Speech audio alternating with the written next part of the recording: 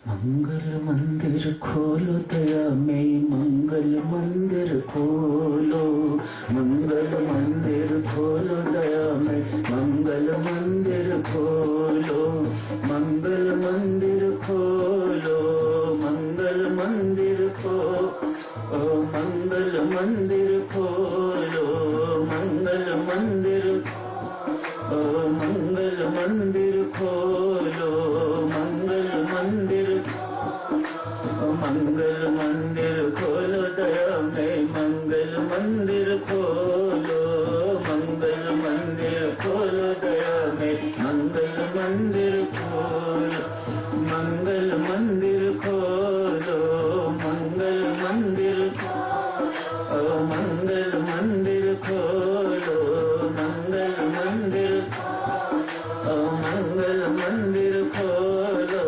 मंगल मंदिर, मंगल मंदिर खोलो, मंगल मंदिर, मंगल मंदिर खोलो दया में, मंगल मंदिर खोलो, मंगल मंदिर खोलो दया में, मंगल मंदिर, मंगल मंदिर खोलो दया में, मंगल मंदिर खोलो, मंगल मंदिर खोलो दया में, मंगल मंदिर, मंगल मंदिर खोलो दया में, मंगल मंदिर खोलो, मंगल मंदिर खोलो दया में, मंगल मंदिर, मंगल मंदिर खोलो दया में, मंगल मंदिर खोलो, मंगल मंदिर खोलो दया में, मंगल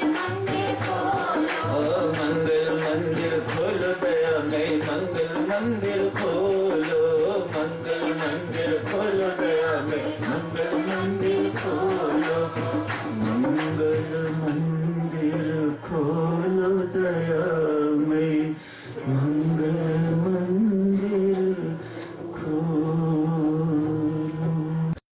सुनते बहुत बहुत धन्यवाद देवी सज्जन। काश राम के अतिरिक्त कोई भरोसेमंद होता इस संसार में। कभी गलती ना करना। जब भी इंसान पर भरोसा करोगे मार खाओगे। क्या पति भरोसेमंद है? क्या पत्नी भरोसेमंद है? कब जगत को छोड़ के चले जाएंगे? आपको विधवा बना के चले जाएंगे? क्या कोई गारंटी दे सकता है? इस संसार में कुछ भी भरोसेमंद नहीं है एक परमात्मा के सिवा। अतएव राम भरोसा तेरा, अब मुझे राम भरोसा तेरा। राम के सहारे जीवन व्यतीत करोगे तो उस जैसा भरोसेमंद और कोई नहीं, कोई टांग नहीं खींचेगा। बाकी सब कब टांग खींच जाएंगे, कब धक्का दे देंगे, कब छोड़ के चले जाएंगे, कुछ नहीं कहा जा सकता। अब मुझे राम भरोसा तेरा। व्यवहारिक दृष्टि से दिव्य सज्जनों संसार में रहना है, बस यहाँ रहना है, फंसना नहीं। इतनी सी गुंडी है, समझ में आ जाए तो फिर जिंदगी में कोई कठिनाई नहीं है। आदमी फंस जाता है तो फिर वियोग पर रोएगा भी, बिलखेगा भी, छाती पीटेगा। ये है कि जो आया था उसे जाना था, चला गया, बात खत्म।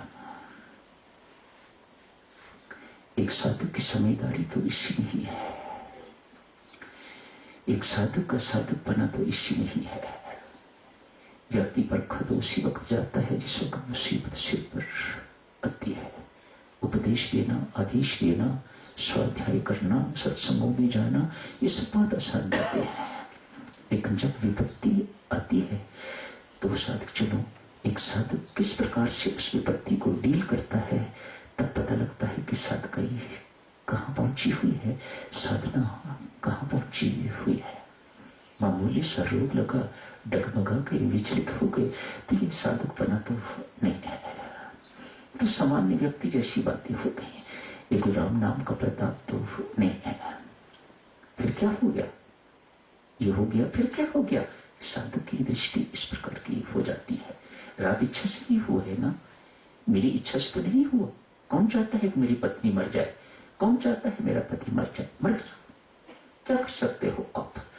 एक साधक इसी चीज को सोचता है, भाई जो मेरे वश की बात नहीं, मैं उस पर चिंता क्यों करूं? परमेश्वर ने जो करना था कर दिया। होता तो वही है जो उसकी इच्छा होती है। ये एक साधक का दृष्टिकोण हो जाता है।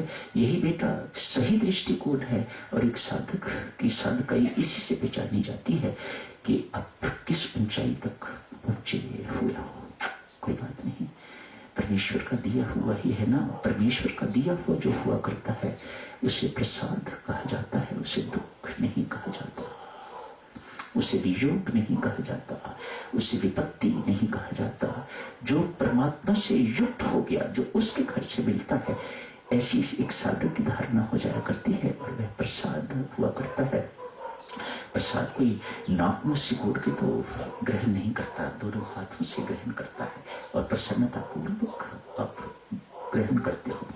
मंदिर में जाते हो, छोटा बच्चा भी यदि आपको प्रसाद देता है तो आप ये नहीं समझते कि ये छोटा बच्चा है, कल का बच्चा है, छोकरा है, मुझे प्रसाद दे रहा है। नहीं, ये भगवान के घर से आ रहा है। आप दोनों हाथ इस प्रकार से करके तो प्रसाद ग्रहण करते हो, माथे पर उसे लगाते हो। तो फिर दुख आता है तो उसे परमात्मा का प्रसाद क्यों नहीं समझते? जब ऐसा बोध हो जाए तो समझ लेना आपकी साधना ठीक दिशा में चल रही है, उच्च अवस्था को प्राप्त हो रही है, आप साधना में ऊपर उठ रहे हैं। अन्यथा नहीं। कल की चर्चा को साधक जारी रखते हैं। सिमरन पर चर्चा चल रही है। भगवान श्री से किसी व्यक्ति ने प्रश्न पूछा, नारद जी ने नहीं, नारद जी ने तो पूछा था आपका सर्वश्रेष्ठ भक्त कौन है? इस व्यक्ति ने पूछा, परमात्मा देव आपको सर्वप्रिय भक्त कौन है? कहा अमुक गांव में, बता दीजिए, अमुक गांव में एक बहुत बड़ा पेड़ है, उसके पास घर है। उस वक्त की बात होगी जब घरों के नंबर नहीं होते थे, कोई चित्र दिए जाते थे। बहुत बड़ा विशाल पीपल का पेड़ है, गांव में एक ही पेड़ है, उसके पास उसका घर है। वह मेरा सर्वप्रिय भक्त है। व्यक्ति ढूंढता ढूंढता गांव पहुंचा है। पीपल का पेड़ इधर उधर दिख रहा है, मामूली व्यक्तियों के घर, मानो वह अपेक्षा रख रहा था कोई कुटिया होगी, कोई संत महात्मा होगा, कोई गुफा होगी, कोई दाढ़ी बढ़ाए हुए व्यक्ति होगा, कोई सिर मुंडवाए हुए व्यक्ति होगा, कोई भव्य कपड़े वाला व्यक्ति होगा जो परमात्मा का सर्वप्रिय। ऐसी धारणा है हम सबकी, ऐसा ही हम सबका विश्वास है। मन ही मन शंका हुई, मैं गलत जगह पर आ गया हूं या भगवान ने मुझे पता गलत बता दिया है? तो पुनः गए भगवान के पास। कहा महाराज मैं वहां देख के आया हूं, वहां मुझे कोई साधु संत महात्मा, कोई ऋषि मुनि जैसा व्यक्ति तो कोई नहीं दिखाई दिया। नहीं भाई, जिसे तुम संत महात्मा ऋषि मुनि समझते हो, पता नहीं मैं उसे समझता हूं कि नहीं समझता। बात तो मेरी समझ गई। मैं किसी संत महात्मा समझता हूं, कोई गृहस्थ भी हो सकता है, कोई परिवार में रहने वाला भी हो सकता है, जिसके अंदर संत के गुण है, साधु के गुण है, वह संत है। वेश से मैं वेश की इतनी कदर नहीं करता। हाँ, थोड़ा बहुत जरूर नंबर देता हूं,